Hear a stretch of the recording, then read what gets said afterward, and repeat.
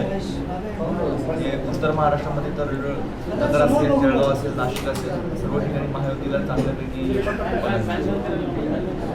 आपण बघितलं असेल की गेल्या वर्षभरामध्ये महाराष्ट्राच्या विकासाच्या दृष्टिकोनातून सर्वसामान्य नागरिकांच्या जिव्हाळ्याचे अनेक चांगले निर्णय माननीय मुख्यमंत्री महोदय एकनाथजी शिंदे साहेब, माननीय उपमुख्यमंत्री महोदय देवेंद्रजी फडणवीस साहेब, माननीय अजितदादा पवार साहेब यांच्या नेतृत्वाखालच्या महायुतीच्या सरकारने त्या ठिकाणी केलेले आहेत. आणि म्हणून या निवडणुका ग्रामपंचायतीच्या जरी पक्ष पातळीवर नसतील तरी पण एका विचारसरणीची लोक त्या ठिकाणी निवडून येत असतात.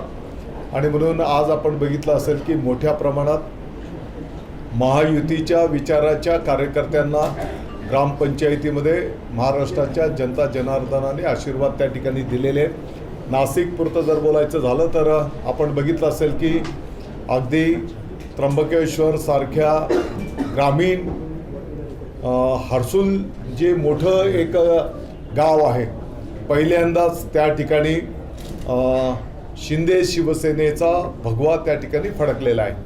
आणि म्हणून सर्वदूर या भगव्या झेंड्याची घोडदौड आपल्याला दिसून येते आहे. मी महाराष्ट्राच्या तमाम नागरिकांचा आभार व्यक्त करतो. दादा, शासन आपल्या दारी कार्यक्रमाच्या माध्यमातून आपण या निकालावरून वाटतंय का काही? आपण बघितलं असेल की शासन आपल्या दारी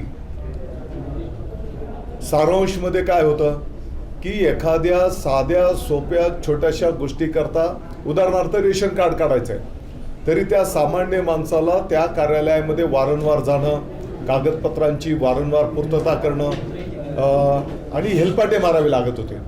आणि शासन आपल्या दारी या योजनेच्या माध्यमातून आपण बघितलं असेल की या योजनेच्या पासून तर वेगवेगळ्या सरकारच्या ज्या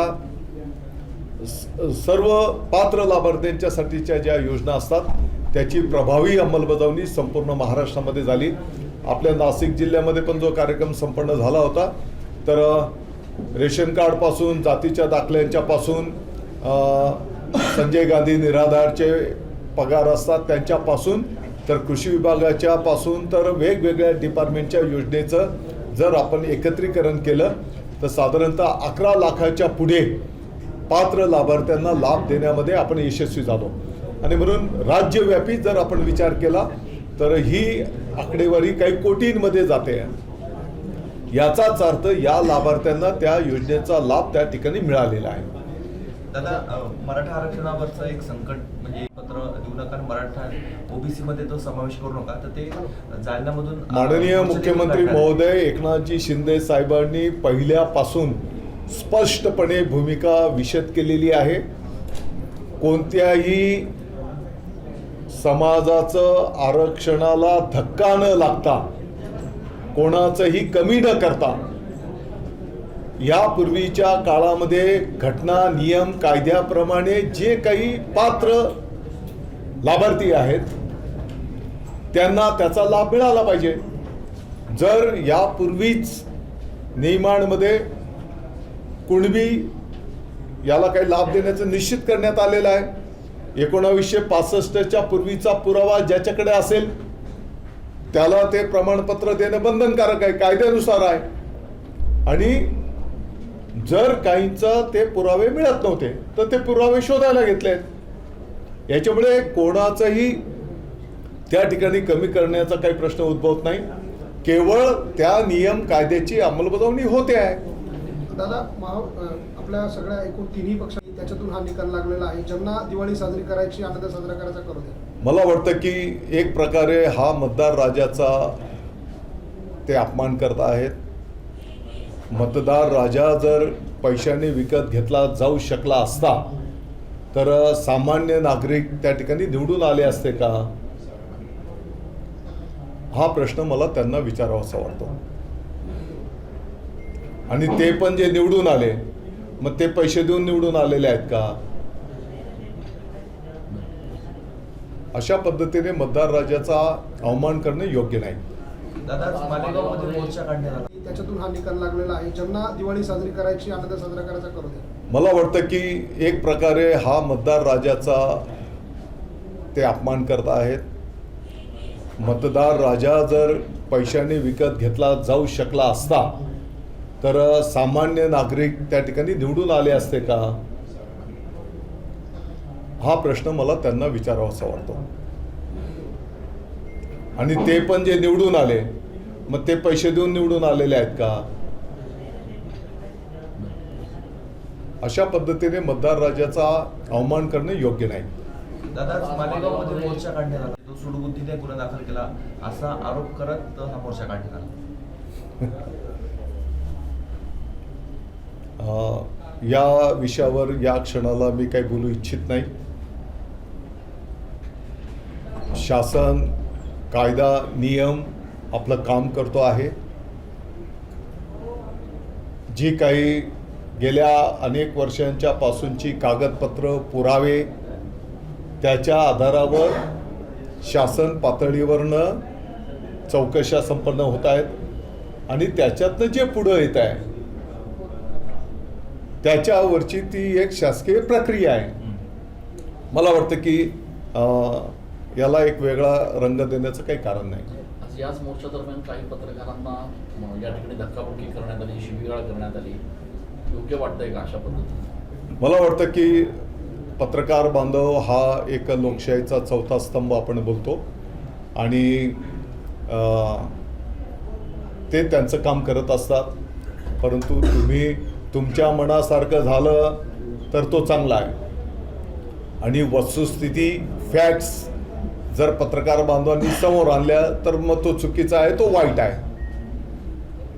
निश्चितपणे ज्याने कोणी हे कृत्य केलं असेल त्याची चौकशी करून त्याच्यावर कारवाई केली जाईल. दादा, 48 ग्रामपंचायतीच्या निवडणूक, हा सगळा निकाल बघता शिंदे गटाला ग्रामीण भागात जो प्रतिसाद मिळतोय, ही जुन्या शिवसैनिकांची साथ शिवसेनेला मिळाली असं म्हणता येईल का?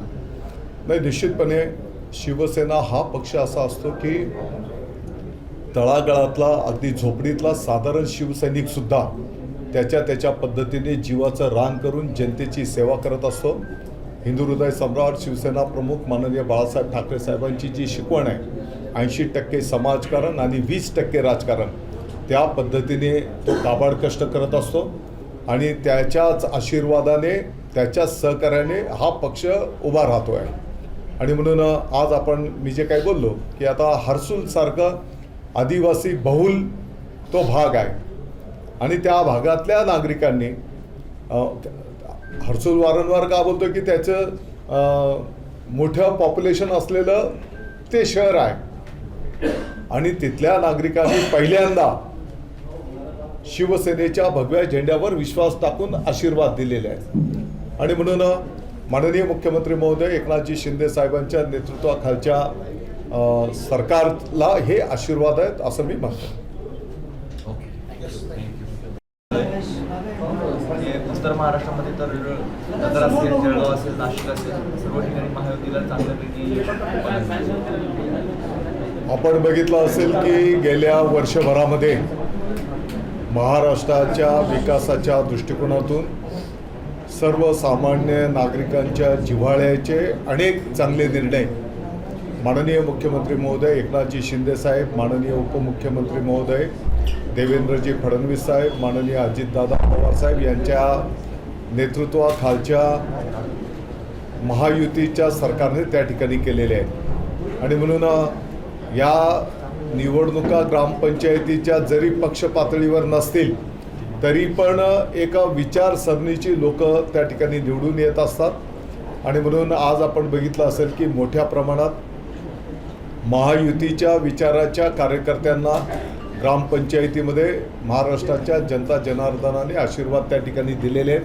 नाशिकपुरतं जर बोलायचं झालं तर आपण बघितलं असेल की अगदी त्र्यंबकेश्वर सारख्या ग्रामीण हर्सूल जे मोठं एक गाव आहे, पहिल्यांदाच त्या ठिकाणी शिंदे शिवसेनेचा भगवा त्या ठिकाणी फडकलेला आहे.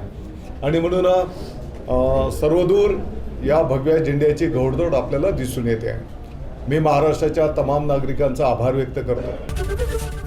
एबीपी माझा, उघडा डोळे बघा नीट.